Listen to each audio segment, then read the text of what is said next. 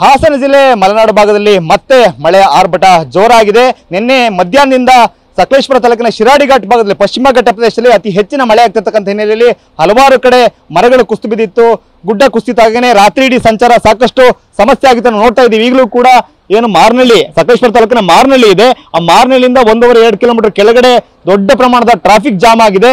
ಏನು ವಾಹನಗಳು ಎಲ್ಲವೂ ಕೂಡ ಕಿಲೋಮೀಟರ್ ಗಟ್ಟಲೆ ಸರತಿ ಸಾಲಲ್ಲಿ ನಿಂತಿದ್ದಾರೆ. ಸೊ ಬೆಳಗಿನ ಜಾವ ಹೊರಟವರು ಕೂಡ ಮಂಗಳೂರಿನ ಬೆಂಗಳೂರು ತಲುಪಲಿಕ್ಕೆ ಆಗದಲ್ಲೇ ಪರದಾಡ್ತಕ್ಕಂಥ ಸ್ಥಿತಿ ನಿರ್ಮಾಣ ಆಗಿದೆ. ನಾವೀಗ ಏನ್ ನೋಡ್ತಾ ಇದೀವಿ, ಇವರು ಈಗ ಬೆಂಗಳೂರಿನ ಏರ್ಪೋರ್ಟ್ಗೆ ಹೋಗ್ಬೇಕು. ಅವರು ಕಸ್ಟಮರ್ನ ಕರ್ಕೊಂಡು ನಮ್ಮ ಟ್ಯಾಕ್ಸಿ ಚಾಲಕರೊಬ್ರು ಹೊರಟಿದ್ದಾರೆ. ಸೊ ಅವ್ರು ಎಷ್ಟೊತ್ತು ಕೊಟ್ಟರು, ಯಾವ ರೀತಿ ಟ್ರಾಫಿಕ್ ಜಾಮ್ ಆಗಿದೆ, ಏನ್ ತೊಂದರೆ ಆಗ್ತದೆ ಮಾತಾಡ್ಸೋಣ. ಸರ್ ಹೇಳಿ ಸರ್, ನೀವು ಎಷ್ಟೊತ್ತು ಕೊಟ್ರಿ, ಎಲ್ಲಿಂದ ಹೊರಟ್ರಿ, ಎಲ್ಲಿ ತಲುಪಬೇಕು? ಬೆಳಿಗ್ಗೆ 4 ಗಂಟೆಯಿಂದ ಹೊರಟಿದ್ದೇವೆ ಸರ್. ಮಂಗಳೂರಿಂದ ಬೆಂಗಳೂರು ಏರ್ಪೋರ್ಟ್ಗೆ ಹೋಗಬೇಕು. ಇನ್ನೂ ಇಲ್ಲೇ ಇದ್ದೇವೆ ಸರ್. 9 ಗಂಟೆ ಆಯ್ತು, 4 ಗಂಟೆ ಬಿಟ್ಟು 5 ಗಂಟೆಯಲ್ಲಿ ಟ್ರಾಫಿಕ್ ಅಲ್ಲಿ ಇದ್ದೇವೆ ಸರ್. ಈಗ ಫ್ಲೈಟ್ ಮಿಸ್ ಆಗ್ತದೆ ಅಂತ ಎನಿಸಿದೆ ಸರ್. ಈಗ ನೀವು ಗುಂಡಿಯಾ ಕಡೆಯಿಂದ ಬಂದಿದ್ದೀರಿ, ಅಲ್ಲಿ ನಡುವೆ ದಾರಿ ಉದ್ದಕ್ಕೂ ಹೇಗಿತ್ತು ಸಿಚುಯೇಷನ್? ಮಳೆ ಹೇಗಿದೆ ಸರ್? ಮಳೆ ಜೋರಾಗಿದೆ ಸರ್. ಸಾವಿರಾರು ವಾಹನಗಳು ನಿಂತ್ಕೊಂಡಿದೆ ಸರ್. ಪಾಪ ಕೆಲವು ಡ್ರೈವರ್ಗಳು ಊಟ ಇಲ್ಲದೆ ನಿಂತ್ಕೊಂಡಿದ್ದಾರೆ. ಲಾರಿ ಡ್ರೈವರ್ಗಳು, ಕಾರ್ ಚಾಲಕರು, ಬಸ್ಸಿನವರೆಲ್ಲ ಇದ್ದಾರೆ ಸರ್. ಬಾರಿ ಅದು ಡಿಪಾರ್ಟ್ಮೆಂಟ್ ಕೆಲಸ ಮಾಡ್ತಿದ್ದಾರೆ ಸರ್, ಆದ್ರೂ ಸಾಕಾಗ್ತಿಲ್ಲ. ಇನ್ನು ಸ್ವಲ್ಪ ಡಿಪಾರ್ಟ್ಮೆಂಟ್ ಬಂದು ಸ್ವಲ್ಪ ಕ್ಲಿಯರ್ ಮಾಡಿ ಕೊಟ್ಟರೆ ಚೆನ್ನಾಗಿತ್ತು ಸರ್. ಹೌದು, ತುಂಬಾ ಜೋರು ಮಳೆ ಇದೆ ಸರ್. ಹೌದು ಸರ್, ಗಾಳಿ ಮಳೆ ತುಂಬಾ ಜೋರಿದೆ. ಇದಕ್ಕೆ ಸ್ವಲ್ಪ ಏನಾದ್ರು ವ್ಯವಸ್ಥೆ ಮಾಡ್ಬೇಕು ಸರ್. ಮತ್ತೆ ಈ ನಡುವೆ ಏನ್ ವೆಹಿಕಲ್ ಜಾಮ್ ಆಗುತ್ತೆ, ಇಲ್ಲಿ ಒಂದು ನೀರು ಸಿಗಲ್ಲ, ಒಂದು ಕಾಫಿ ಟೀ ಸಿಗಲ್ಲ, ಒಂದು ತಿಂಡಿನೂ ಕೂಡ ಸಿಗಲ್ಲ, ಒಂದ್ ರೀತಿ ಪರದಾಡ್ತಕ್ಕಂಥ ಸ್ಥಿತಿ ರಾತ್ರಿಯಿಂದ ಇರ್ತಕ್ಕಂಥವ್ರು. ಯಾಕಂದ್ರೆ ಕೆಲವು ಹೊರಟಾಗ ಶುಗರ್ ಪೇಷಂಟ್ ನವರು ಇರ್ತಾರೆ, ಡಯಾಬಿಟಿಸ್ ನವರು ಇರ್ತಾರೆ, ಸರಿಯಾಗಿ ಫುಡ್ ಸಿಗಲ್ಲ. ಬಾರಿ ಕಷ್ಟ ಆಗಿದೆ ಸರ್. ಸಣ್ಣ ಸಣ್ಣ ಮಕ್ಕಳುಗಳಿದಾವೆ ಸರ್, ಇದರಲ್ಲಿ ಬಾರಿ ಕಷ್ಟ ಆಗಿದೆ ಸರ್. ಈ ಕಾರ್ನಲ್ಲಿ ಏನು ಫ್ಲೈಟ್ಗೆ ಹೋಗ್ಬೇಕಾಗಿರ್ತಕ್ಕಂಥ ಮಹಿಳೆ ಇದ್ದಾರೆ ನಮ್ಮ ಜೊತೆಗೆ. ಮೇಡಮ್, ಎಷ್ಟೊತ್ತಿಗೆ ನೀವು ಹೋಗ್ಬೇಕು, ಎಷ್ಟೊತ್ತಿಗೆ ಫ್ಲೈಟ್ ಇದೆ, ಎಲ್ಲಿಗೆ ಹೋಗ್ಬೇಕು ಮೇಡಮ್? ನೈಟ್ ಫ್ಲೈಟ್ ಇರೋದು. ನಾವು ಆದಷ್ಟು 8 o'clock ಒಳಗೆ ನಾವು ಏರ್ಪೋರ್ಟ್ ತಲುಪಬೇಕು.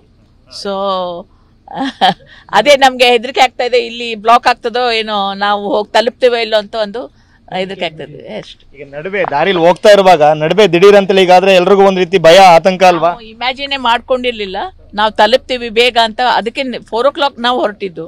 ಬಟ್ ಇಲ್ಲಿ ಬಂದು ಸ್ಟ್ರಕ್ ಆಗಿದ್ರಿಂದ ನಮ್ಮಲ್ಲಿ ನಾವು ತಲುಪ್ತೀವೋ ಇಲ್ಲೋ ಅಂತ ಒಂದು ತಿಂಡಿ ನೋಡುವ ಇನ್ನು ಮುಂದೆ ಸಕಲೇಶಪುರದಲ್ಲಿ ಅಂತ ಅನ್ಸಿದ್ದೇವೆ ಸರ್. ನಾವು ಬೆಂಗಳೂರಿಂದ ಧರ್ಮಸ್ಥಳ ಅಂತ ಬಂದಿದ್ದೀವಿ ಫ್ಯಾಮಿಲಿ ಜೊತೆ. ಈ ಮಳೆಯಿಂದ ಫುಲ್ ಟ್ರಾಫಿಕ್ ಜಾಮ್ ಆಗಿದೆ. ಅಲ್ಲಿ ಒಂದು 1/2 hour ಇಂದ ಕಾಯ್ತಾ ಇದೀವಿ ಸರ್ ಇಲ್ಲೇನೆ. ಹೌದು ಸರ್, ಹೌದು ಸರ್, ತುಂಬಾ ತೊಂದರೆ ಆಗುತ್ತೆ. ನಾವು ರಿಟರ್ನ್ ತಿರ್ಗಾ ಬೆಳಗ್ಗೆ ಸ್ಕೂಲ್ಗಳಿದೆ, ಮಕ್ಳಿಗೆ ರಿಟರ್ನ್ ಹೋಗ್ಬೇಕು. ಅಲ್ಲಿನ ದೇವಸ್ಥಾನದಲ್ಲಿ ಎಷ್ಟೊತ್ತಾಗುತ್ತೋ ಏನೋ ಗೊತ್ತಿಲ್ಲ. ಇಲ್ಲೇ ಟ್ರಾಫಿಕ್ ಅಲ್ಲಿ ಇಷ್ಟೊಂದು ಜಾಮ್ ಆದ್ರೆ ಹೆಂಗೆ ಅಂತ. ಹೌದು ಸರ್, ಹೌದು. ಏನು ಮುಂದೆ ಮರ ಏನೋ ಬಿದ್ದಿದೆಯೇನು ಎತ್ತ ಅಂತ ಗೊತ್ತಿಲ್ಲ ಸರಿಯಾಗಿ. ಈಗ ಲಾರಿಗಳು ಎಲ್ಲ ಅಡ್ಡದಿಡ್ಡಿ ಬಂದು ನಿಂತ್ಕೊಂಡ್ಬಿಟ್ಟಿದಾವೆ, ಅದರಿಂದ ಹಿಂಗಾಗಿದೆ ಸರ್. ಹೌದಾ, ಗೊತ್ತಿಲ್ಲ ಸರ್. ನಾವ್ ಇವಾಗ ಬರ್ತಾ ಇದೀವಿ ಸರ್. ಟ್ರಾಫಿಕ್ನವ್ರು ಯಾರನ್ನ ಸೆಕ್ಯೂರಿಟಿಗೆ ಹಾಕಿದ್ರೆ ಅವ್ರು ಸರಿಯಾಗಿ ಹಿಂಗ ಹೋಗ್ರಿ ಅಂತ ಇದ್ ಮಾಡ್ಬೇಕು ಸರ್. ಅಲ್ಲಲ್ಲಿ ಇದ್ರೆ ಗೊತ್ತಾಗುತ್ತೆ ಪೊಲೀಸ್ನವರು. ಹೌದು ಸರ್, ಬೆಳಗ್ಗೆ ಹೊತ್ತಾದ್ರೆ ಏನೋ ಪರವಾಗಿಲ್ಲ, ಏನೋ ಮಾಡ್ಕೋಬಹುದು. ರಾತ್ರಿ ಹೊತ್ತು ಬಂದಾಗ ಈ ತರ ಜಾಮ್ ಆಗ್ಬಿಟ್ರೆ ತುಂಬಾ ಭಯ ಆಗುತ್ತೆ ಸರ್.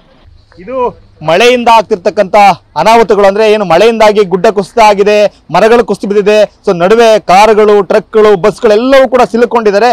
ಅಲ್ಲಿರ್ತಕ್ಕಂಥ ಪ್ರಯಾಣಿಕರು ಪರದಾಡ್ತಕ್ಕಂಥ ಸ್ಥಿತಿ ನಿರ್ಮಾಣ ಆಗಿದೆ. ಕ್ಯಾಮರಾಮನ್ ಮಹೇಶ್ ಜೊತೆ ಮಂಜುನಾಥ್, KB, TV9 ಹಾಸನ.